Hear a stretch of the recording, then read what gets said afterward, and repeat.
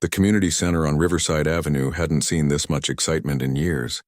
Every folding chair was occupied and people lined the back wall, craning their necks to get a better view.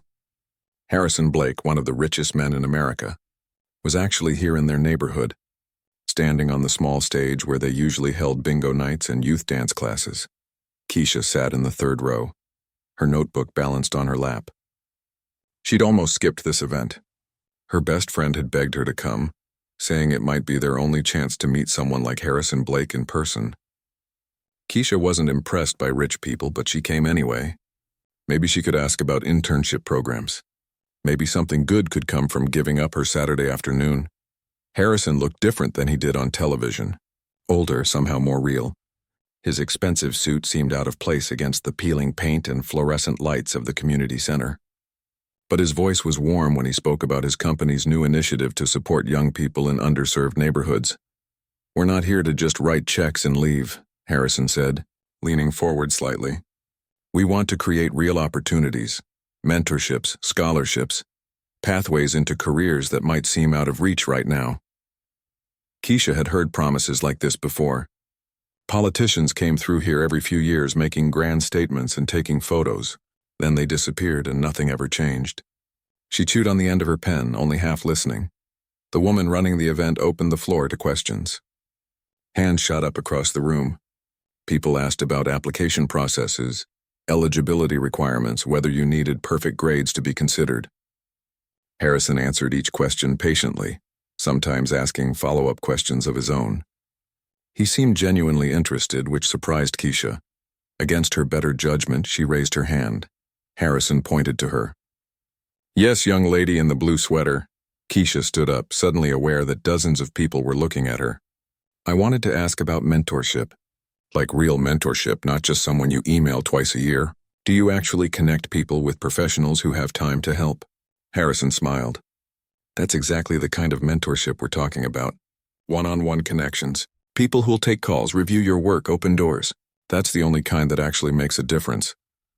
He reached for the bottle of water on the podium, and as he did, he rolled up his sleeve slightly. Maybe he was warm. Maybe the stage lights were too bright. But in that simple gesture, Keisha's world tilted sideways. There, on his inner forearm, was a birthmark. Not a small one you had to squint to see. It was distinctive, shaped like a crescent moon with a smaller dot beside it, dark against his skin. The question she'd been about to ask died in her throat. She stood there, frozen, staring at his arm. Her notebook slipped from her lap and hit the floor with a soft thud, but she didn't bend to pick it up. "Are you all right?" Harrison asked, concerned by her sudden silence. Keisha couldn't speak. Her mind was racing too fast. It couldn't be. It was impossible. But there it was, identical to the one she'd traced with her small fingers 1,000 times when she was little, sitting beside her dad on the couch while they watched television. Someone behind her coughed. Keisha realized everyone was waiting for her to say something or sit down. She managed a shaky nod and dropped back into her chair. Her best friend leaned over, whispering, "Girl, what happened?" "You look like you saw a ghost." Maybe she had. The rest of the event passed in a blur. Keisha heard none of it. She kept staring at Harrison's arm, willing him to move it again to prove she hadn't imagined what she'd seen. Her heart pounded so hard she could feel it in her throat. When the formal Q&A ended, Harrison stepped off the stage to mingle. People swarmed him immediately, everyone wanting a moment, a business card, a selfie to prove they'd met someone famous. Keisha stayed in her seat, trying to calm her breathing, trying to decide if she was brave enough to do what she was thinking of doing. Her grandmother's voice echoed in her head. "Baby, your daddy spent his whole life looking for answers about where he came from. He never got to find them." Keisha stood up.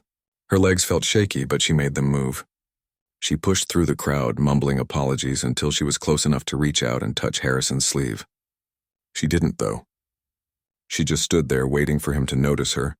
When he turned and saw her face, his professional smile faded slightly. "You're the young lady who asked about mentorship. Are you feeling better?" "Sir," Keisha said, and her voice came out smaller than she intended. She cleared her throat and tried again. "Sir, I need to talk to you. About your birthmark." Harrison glanced down at his arm, looking confused. "My birthmark?" "The one on your forearm. The crescent shape with the dot." Something shifted in his expression. Maybe it was the way she said it, so specific, so certain. What about it? Keisha felt tears prickling at the corners of her eyes, but she blinked them back. My dad had the same one. Exactly the same. In the same place, Harrison went very still. Around them, the noise of the crowd continued, but it felt like they were standing in a bubble of silence. I'm sorry, what did you say? My dad, he died 3 years ago, but he had that same birthmark on his arm. I'd know it anywhere. It's not common. It's not something you see on random people. Harrison's hand moved unconsciously to cover his forearm. That's quite a coincidence, is it? Keisha asked. The words came out stronger now, fueled by 3 years of grief and questions. Because my dad was adopted. He never knew his birth family. He searched for years but never found anything. The color drained from Harrison's face. He glanced around at the crowd pressing in on them, then back at Keisha.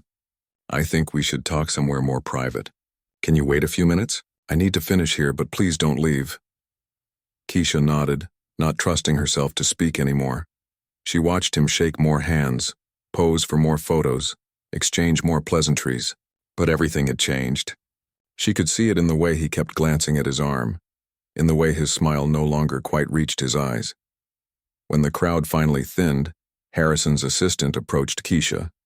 Mr. Blake would like to speak with you in the center director's office.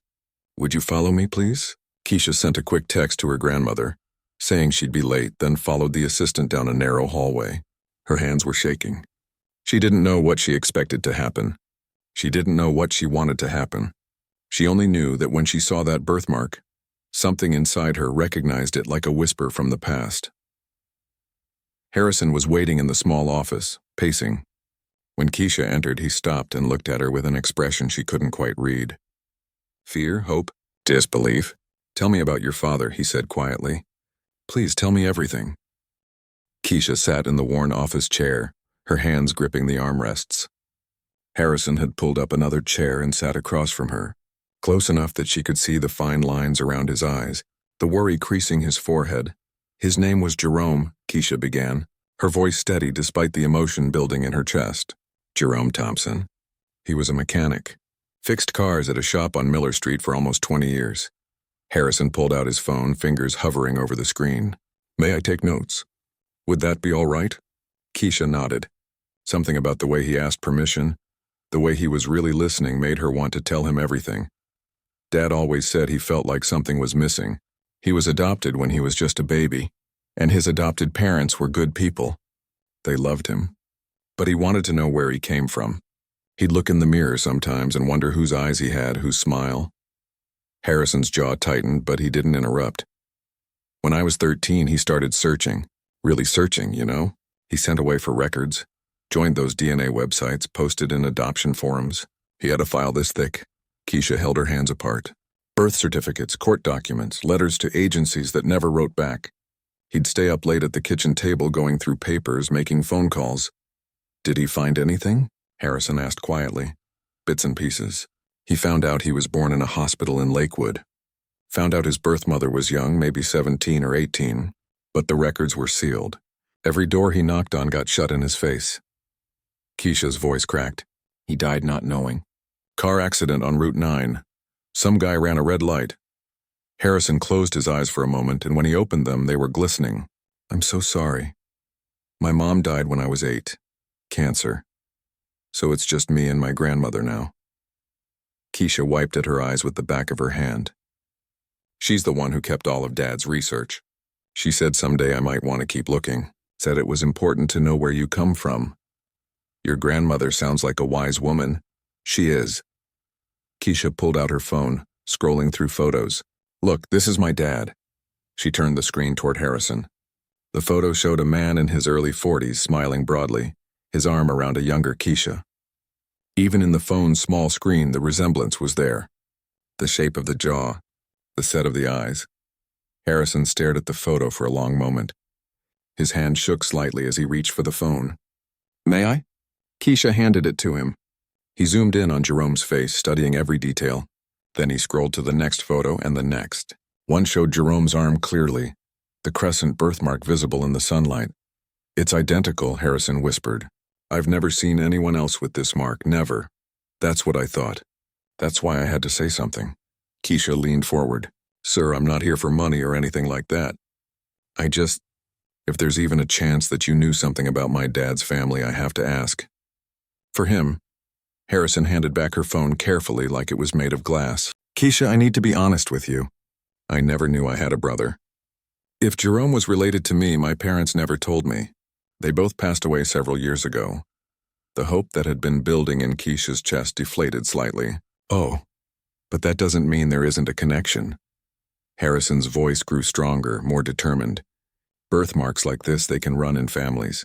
And if Jerome was adopted from Lakewood, that's where I'm from. Where my parents lived their whole lives. Really? Really. Harrison stood up, pacing the small office. My parents were private people. Traditional. There are things about their lives I probably never knew. Things they might have kept hidden because of shame or fear or just wanting to protect me. Keisha felt a flutter of hope return. So what do we do? Harrison turned to face her. Would you and your grandmother be willing to meet with me? To go through Jerome's research together? And I'd like to suggest something else if you're comfortable with it. What? A DNA test. A proper one through a reputable lab. If there's a biological connection between your father and my family, it would show up. Would you be willing to do that? Keisha's heart raced. Yes, absolutely yes. Good. Harrison pulled out his business card and wrote something on the back. This is my personal cell number. Have your grandmother call me tomorrow. We'll arrange everything properly. They exchanged numbers and Harrison walked Keisha back to the main room. Her best friend was still there, eyes wide with curiosity. But Keisha couldn't talk about it yet. It felt too big, too fragile. Like speaking the words out loud might make the possibility shatter. That night at dinner, Keisha's grandmother listened to the whole story without interrupting. She was a small woman with silver hair and sharp eyes that missed nothing. When Keisha finished, she was quiet for a long time. Grandmother? Keisha prompted. What do you think? I think your daddy would be proud of you for speaking up. She reached across the table and squeezed Keisha's hand. And I think we need to be careful. Rich people, baby, they live in a different world. Sometimes they make promises they don't keep.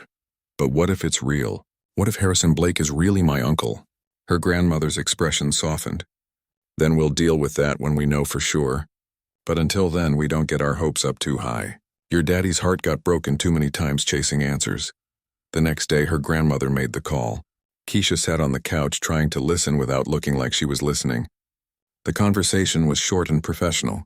Her grandmother agreed to a meeting the following Tuesday at their apartment. He offered to send a car. Her grandmother said after hanging up, I told him we'd meet him here. I want him to see how we live. No pretending. Tuesday came slowly. Keisha cleaned the apartment twice, then worried it looked like they'd tried too hard. Her grandmother made sweet tea and put out cookies she'd baked that morning. When the knock came at exactly 2 o'clock, Keisha jumped. Harrison stood in the doorway alone. No assistant, no security, no fancy suit. He wore jeans and a simple button-down shirt. In his hands he carried a folder and what looked like a photo album. Mrs. Thompson, he said, extending his hand to Keisha's grandmother. Thank you for agreeing to see me. Come in, Mr. Blake, and call me Dorothy. They sat at the kitchen table, the same table where Jerome had spent countless nights searching for his past. Dorothy brought out the shoebox she'd kept in her closet. It was battered and held together with rubber bands. This is everything Jerome collected, she said, removing the bands carefully. Birth records, hospital information, letters from agencies. He was thorough. Harrison opened his own folder. I went through my parents' papers. Found some things I'd never seen before. For the next 2 hours, they spread documents across the table, comparing dates and places. Harrison had found old bank statements showing large withdrawals in 1983, the year Jerome was born. He'd found a letter from a lawyer his mother had consulted about closed adoptions. Dorothy produced Jerome's original birth certificate, the one issued before his adoption. The birth mother's name was listed as D. Blake. The father was listed as unknown. Harrison's hand trembled as he held the document. D. Blake, my mother's name was Diane Blake. The room went silent. Even the clock on the wall seemed to stop ticking. She was 17 when this was dated, Harrison said, his voice barely above a whisper.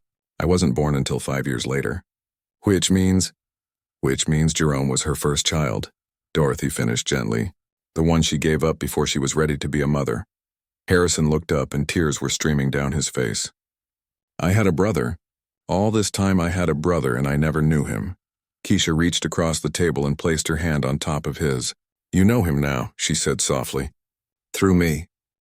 The DNA testing happened 3 days later at a private clinic Harrison arranged.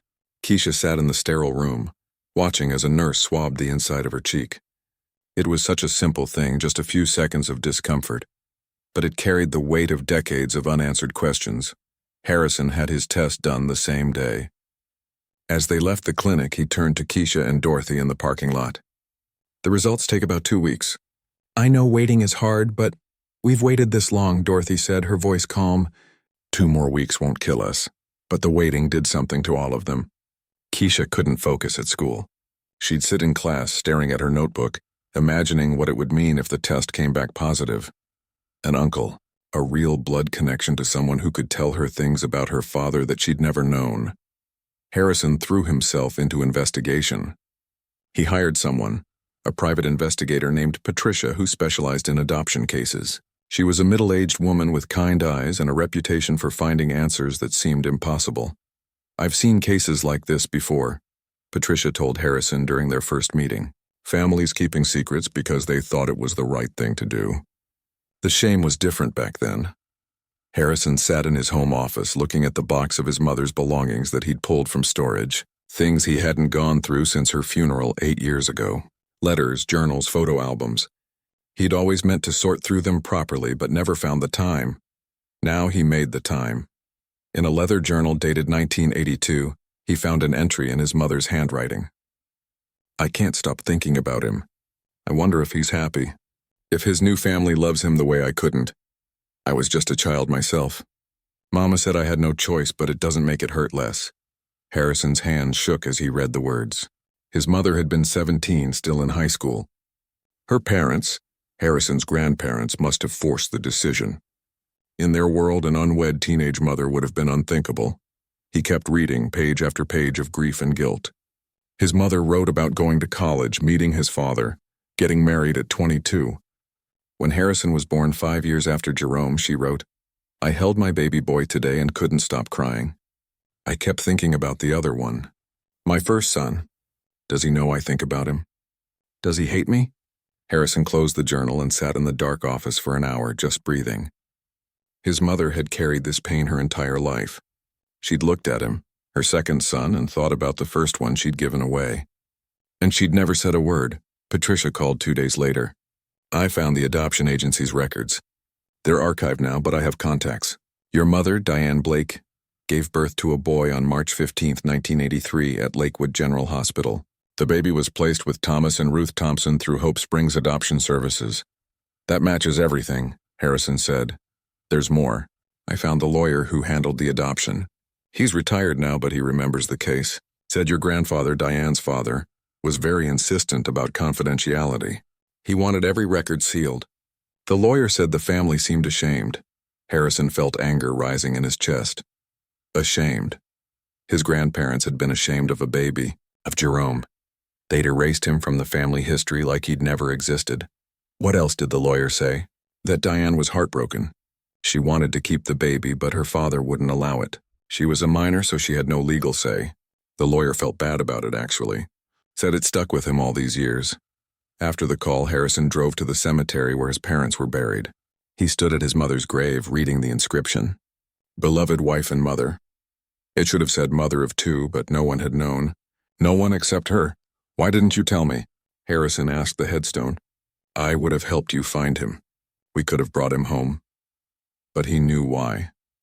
Shame. Fear. The weight of a secret carried so long it became impossible to put down, and now both of them were gone. His mother and Jerome, and they'd never gotten to know each other. Harrison's wife, Catherine, found him in his office late one night, surrounded by papers. You haven't been sleeping, she said gently. How can I sleep? My brother lived 20 minutes from here for years. We might have passed each other on the street. He could have been in my building, delivering something, fixing something, and I never knew. Catherine sat beside him. You couldn't have known, but I should have. Harrison's voice broke. Do you know what Patricia found? Jerome worked 3 jobs at one point. trying to save money to keep searching for his birth family. 3 jobs. While I was flying to board meetings on private jets, that's not your fault, isn't it? We come from the same blood, Catherine. Same genes, same starting point. But I got everything and he got nothing. Just because of timing. Because our mother was forced to give him up and got to keep me. Catherine was quiet for a moment. What are you going to do when the results come back? If they confirm what you already know? I don't know. But I owe him something. I owe Jerome something even though he's gone. Harrison looked at the photo Keisha had shared, the one of Jerome smiling. And I owe Keisha the truth. About her father, about why things were the way they were. The 2 weeks crawled by. Harrison found himself calling Patricia almost daily, asking if she'd found anything else. She discovered Jerome's school records, his employment history, even a newspaper article about him winning a local car show with a restored vintage Mustang. He was talented, Patricia said. From what I can see, he was well-liked, good man. Hard worker. Harrison collected everything, building a picture of the brother he'd never met. He felt grief and anger and guilt all tangled together. Why did life work this way? Why did some people get everything while others struggled? On a Thursday afternoon, exactly 14 days after the testing, Patricia called. The results are in. The lab just sent them over. Harrison's heart pounded. And? It's a match. Keisha is your niece. Jerome was your half-brother. There's no doubt Harrison sat down heavily. Even though he'd known, even though all the evidence had pointed to this, hearing it confirmed made it real in a way nothing else had. Thank you, Patricia, for everything. He hung up and immediately called Dorothy. She answered on the second ring. The results came in, Harrison said, his voice thick with emotion. Tell me. It's true. All of it. Jerome was my brother. Keisha is my niece. We're family. There was silence on the other end, then he heard Dorothy's quiet crying. Oh, Jerome. Baby, I wish you could have known. May I come over? I want to tell Keisha in person. We'll be here. Harrison drove across town, his mind racing. He had a niece. Blood family. But the joy of that discovery was mixed with the bitter reality that he'd never get to know Jerome. Never get to say sorry, or welcome him home, or make up for all the years apart. When he arrived at the apartment, Dorothy opened the door. Her eyes were red, but her expression was strong. Keisha stood behind her, hope and fear written across her face. It's positive, Harrison said. You're my niece. Your father was my brother. Keisha's face crumpled and she started to cry. Not sad crying exactly. Something deeper. Relief maybe, or grief, or both at once. Harrison stepped forward and wrapped her in a hug. This girl who had his brother's eyes, his brother's smile, the last living piece of Jerome. I'm so sorry, he whispered. I'm so sorry I didn't find him in time. He spent his whole life looking, Keisha said against his shoulder. And he never found you. But I did. I found you for him. Harrison pulled back, looking at her seriously. Then we have to make sure we honor that. Your father deserved better than what life gave him. I can't change the past, but maybe we can do something about the future. Dorothy spoke up from the doorway. What does this mean exactly? For Keisha? Harrison turned to her. It means she has family. Real family. It means I want to be part of her life if you'll let me. And it means we need to have some serious conversations about how to move forward. All of us together. The first crack appeared 2 weeks after the DNA results came back. Harrison had invited Keisha and Dorothy to dinner at his house, a sprawling estate in the wealthy part of town. Keisha had never seen anything like it. The driveway alone was longer than her entire street. Harrison's wife, Catherine, greeted them warmly at the door. But the 2 people standing behind her, Harrison's adult children, wore expressions that could freeze water. Keisha, Dorothy, these are my children. My son Vincent is 28 and my daughter Claudia is 26. Vincent gave a tight smile and shook their hands. Claudia barely made eye contact. Dinner was awkward. Catherine tried her best, asking Keisha about school and her interests. Harrison talked about plans for Keisha's education, mentioning private schools and college funds. Every time he spoke, Keisha noticed Vincent and Claudia exchanging looks. Dad, Vincent finally said, setting down his fork. Don't you think you're moving a bit fast? You just met Keisha a month ago. She's family, Vincent. My brother's daughter.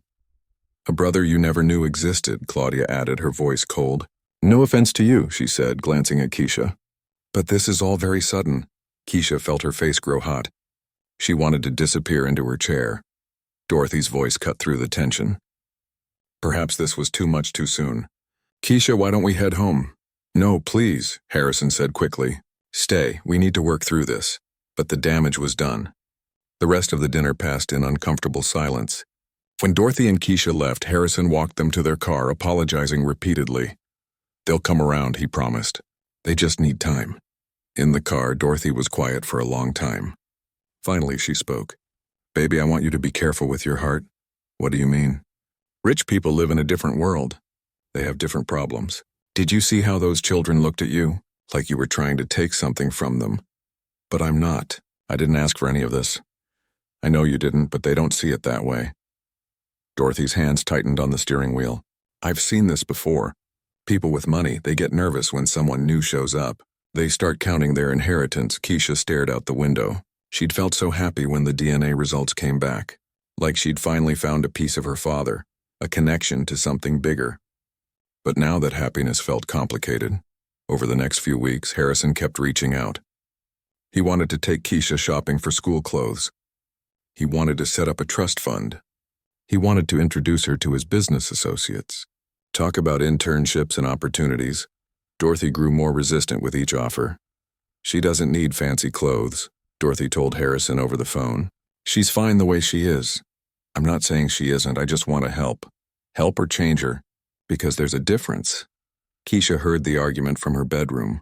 She felt torn down the middle. Part of her wanted the opportunities Harrison was offering. She'd be lying if she said she didn't dream about college without student loans, about not working 2 part-time jobs like her classmates. But another part of her felt guilty, like accepting help meant betraying her father's memory, or worse, betraying Dorothy who'd raised her. At school, things got complicated too. Word had gotten out somehow that Keisha was connected to Harrison Blake. Suddenly, people who'd never spoken to her wanted to be her friend. They asked about his house, his money, whether she'd inherited anything. It must be nice, one girl said with fake sweetness, going from nothing to everything overnight. Keisha wanted to scream that it wasn't like that. That finding out about Harrison meant losing her father all over again, realizing what he'd missed, what he'd deserved but never got. One night, Keisha confronted Dorothy directly. Why won't you let Harrison help me? Dorothy looked up from the dishes she was washing. Help you or buy you? That's not fair, isn't it? Dorothy turned off the water and dried her hands.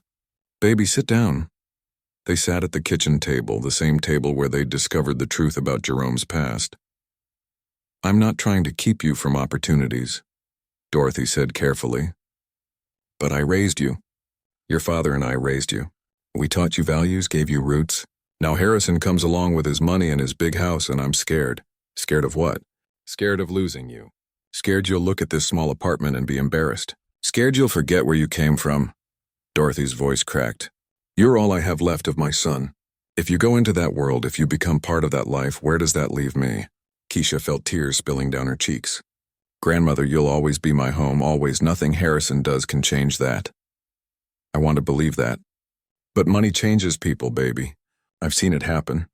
Meanwhile, across town, Harrison was having his own battles. Vincent had requested a meeting with the family lawyer, claiming he had concerns about the estate plan. Dad, we need to talk about this situation with Keisha, Vincent said during a tense family meeting. I've consulted with my own attorney and... Your own attorney? Harrison's face reddened. Are you serious right now? I'm being practical. If you're planning to treat her like family, that means she's entitled to a share of the estate. That affects all of us, Claudia nodded. We're not trying to be cruel, Dad. But we've worked in your company, built our careers around the family business. Now suddenly there's another heir? She's 16 years old, Harrison shouted. She lost her father. She deserves to know her family, to have opportunities. And you two are worried about money? Easy for you to say, Vincent shot back. You're not the one who's going to split the inheritance 3 ways instead of 2. Harrison stared at his children like he'd never seen them before. Is that all you care about? The money? Don't act like we're being unreasonable, Claudia said. You built that company for us. That was always the plan. Now the plan is changing, and we have a right to be concerned. Catherine tried to mediate. Maybe everyone needs to take a breath. This doesn't have to be a fight, but it already was a fight. Harrison stormed out of the meeting, disgusted with his own children. Later that night, he called Keisha. How are you holding up? Honestly, I don't know. Keisha's voice sounded tired. Your kids hate me. My grandmother thinks I'm going to abandon her. Kids at school treat me different now. Sometimes I wish I'd never said anything about that birthmark. Harrison felt his heart break a little. Don't say that. Meeting you has been one of the most important things in my life. But it's causing so many problems. Problems that needed to be addressed anyway. Harrison sighed. My children are showing me who they really are. And your grandmother loves you so much she's scared of losing you. Those are real things, but they're not your fault. Then whose fault is it? Maybe it's everyone's, maybe it's no one's. Life isn't simple, Keisha. Family definitely isn't simple. They talked for another hour. Harrison told her about his fight with Vincent and Claudia. Keisha told him about Dorothy's fears. They were both carrying the weight of other people's expectations and fears. What do we do? Keisha asked finally. We figure it out. Together. Because that's what family does, even when it's hard. Especially when it's hard. After they hung up, Keisha sat in her dark room thinking. She'd spent her whole life hearing stories about her father's search for belonging, his desperate need to know where he came from. Now she'd found those answers, but they came with a price. Dorothy knocked softly and came in. You okay, baby? I don't know. I feel like I'm being pulled in different directions. Dorothy sat on the edge of the bed. I owe you an apology. I've been so worried about losing you that I forgot the most important thing. What's that? Your daddy would want you to have every opportunity. He'd want you to know your uncle, to have family even if it's complicated. I can't let my fear take that away from you. Keisha hugged her grandmother tightly. I'm not going anywhere. This is my home. Harrison can help with school and opportunities, but you're my family, the family that raised me. We can both be your family, Dorothy said softly. I just needed to remember that love isn't a pie that gets smaller when you slice it. There's enough for everyone. But even as they reconciled, Keisha knew the road ahead wouldn't be easy. Harrison's children weren't going to suddenly welcome her. The money questions weren't going to disappear. And she'd have to navigate a world she'd never been part of while staying true to who she was. The next morning, Harrison called with an idea. I've been thinking. What if we started family therapy? All of us together. Work through this properly instead of letting it tear us apart. It wasn't a perfect solution, but it was a start. The therapy session started rough. The first one was so tense that the therapist, Dr. Chen, had to stop them twice to reset the conversation. Vincent sat with his arms crossed. Claudia kept checking her phone. Dorothy looked like she wanted to be anywhere else. Only Harrison and Keisha seemed willing to actually try. Let's start with something simple, Dr. Chen said. Everyone go around and say one true thing about how you're feeling. No judgments, just honesty. Vincent went first. I feel like my father is replacing us with someone new. Claudia nodded. I feel invisible. Like everything we've built together doesn't matter anymore. Dorothy spoke quietly. I feel scared that my granddaughter is going to leave me behind. Keisha's voice shook. I feel like I don't belong anywhere. Like I'm too much for some people and not enough for others. Harrison was last. I feel guilty. Guilty that my brother suffered while I had everything. Guilty that I can't fix the past. And frustrated that the people I love can't see we're all on the same side. That session didn't fix everything. Neither did the second one or the third. But slowly, week by week, something shifted. Vincent admitted that his anger wasn't really about Keisha at all. It was about feeling like he'd never lived up to his father's expectations, and now there was someone new to compete with. I'm not trying to compete with you, Keisha told him during their 5th session. I don't want to take over the business or push you out. I just want to know my family. Claudia opened up about feeling like she'd always been in her brother's shadow, and now there was another person getting their father's attention. I wanted him to notice me, she said, crying. Just me, for once. Harrison was shocked. Claudia, I had no idea you felt that way. The therapy revealed wounds that had been there long before Keisha arrived. She hadn't caused the problems. She'd just brought them to the surface. Dorothy and Catherine started meeting for coffee, just the two of them. At first it was awkward, but Catherine was patient and kind. She told Dorothy about her own fears when she married into wealth, how out of place she'd felt. I'm not trying to take your place, Catherine said one afternoon. But Keisha needs women in her life who understand both worlds. Maybe we can do this together. Dorothy studied her carefully. You really care about her. I do. And I see how much you love her. She's lucky to have you. 3 months into therapy, Harrison came to a session with an announcement. I've been doing a lot of thinking about Jerome, about legacy, about what really matters. Everyone turned to look at him. I've decided to start a foundation, the Jerome Thompson Foundation for Adopted Youth. It will help young people who are searching for their biological families.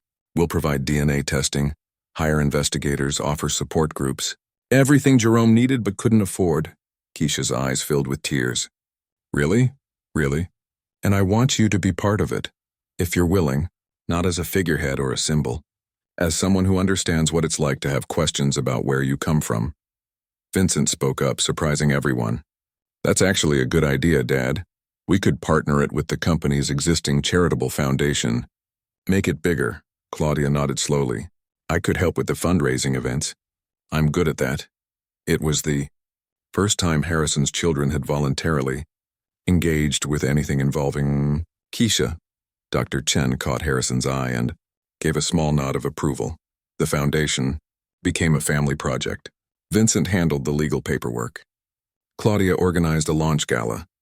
Catherine managed the day-to-day operations. Dorothy served on the advisory board, bringing perspective from people who'd lived through adoption from the family side. And Keisha became the face of it, the voice of youth who'd lost parents and needed connections. She spoke at schools and community centers, telling Jerome's story. Not just the sad parts, but the good parts too. How he'd been a loving father, a skilled mechanic, a man who made people laugh. How he'd never given up searching, even when every door closed in his face. My dad didn't find his birth family, Keisha would say, but he found me. And now, through this foundation, maybe we can help other people find what they're looking for. 6 months after that first therapy session, they held the foundation's official launch. It was at a hotel ballroom, filled with donors and press and people from both of Keisha's worlds. Her friends from school were there wearing their best clothes. Harrison's business associates were there in expensive suits. Dorothy sat at a table near the front, proud and nervous. Harrison took the stage to give the opening speech. He talked about his company, about success, about the American dream. Then his voice changed.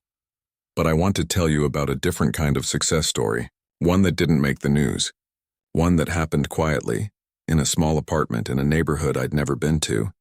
He told them about Jerome. About a man who worked 3 jobs to fund his search for belonging. About a father who raised a daughter with love and values even though he struggled financially. About someone who deserved so much more than life gave him.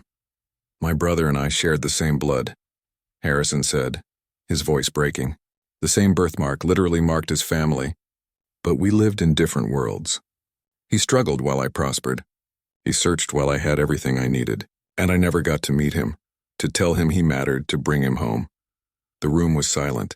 Even the waiters had stopped moving. I can't change the past, but I can honor my brother's memory by making sure other people don't have to struggle the way he did. The Jerome Thompson Foundation will help adopted youth find their families. We'll remove the financial barriers. We'll provide resources and support. We'll tell them that their questions are valid, their search is important, and they deserve answers. Harrison gestured to Keisha. Come up here, sweetheart. Keisha walked to the stage on shaking legs. Harrison put his arm around her shoulders. This is my niece, Keisha, Jerome's daughter. She's the one who was brave enough to speak up when she saw my birthmark, brave enough to ask questions. And because of her courage, she didn't just find me. She helped me find a purpose I didn't know I was missing. He looked down at her. Your dad would be so proud of you. I know I am. Keisha took the microphone, her hands trembling. She'd practiced a speech, but now all those words seemed wrong. Instead, she spoke from her heart. My dad used to tell me that family isn't just about blood. It's about showing up. It's about caring. He showed up for me every single day of my life. And even though he's gone, he's still showing up. Through this foundation. Through the connections we're building. Through everyone in this room who believes that people deserve to know where they come from. She looked at Dorothy, who was crying. At Catherine, who was smiling. At Vincent and Claudia, who had stopped seeing her as a threat and started seeing her as a person. I found my uncle by accident. But maybe it wasn't an accident.